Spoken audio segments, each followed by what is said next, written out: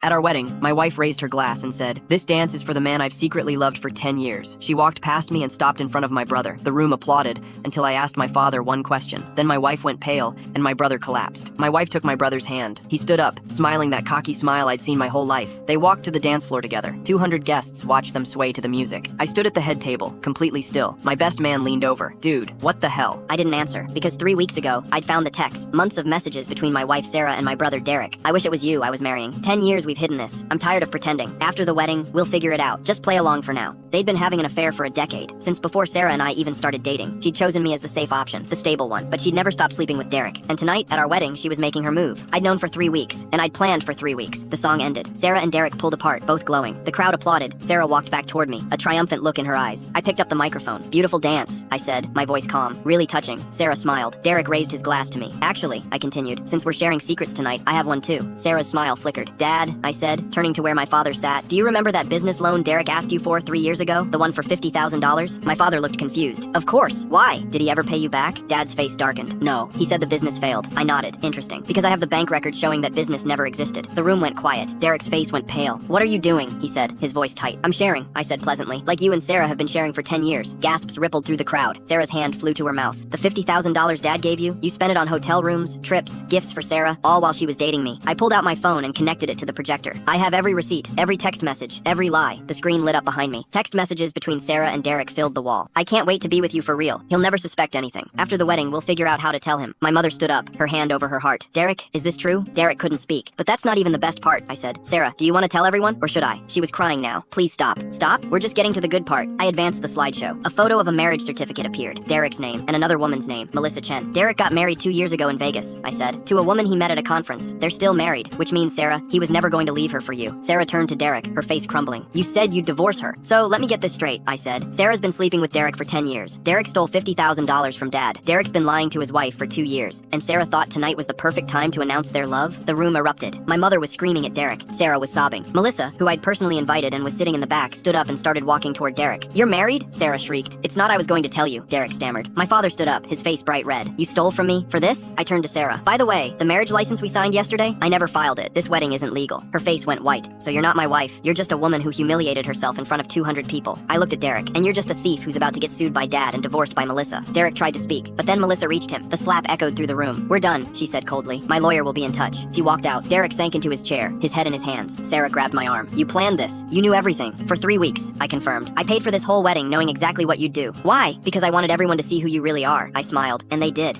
My father walked over. "Son, I'm sorry." Full story on the channel linked below.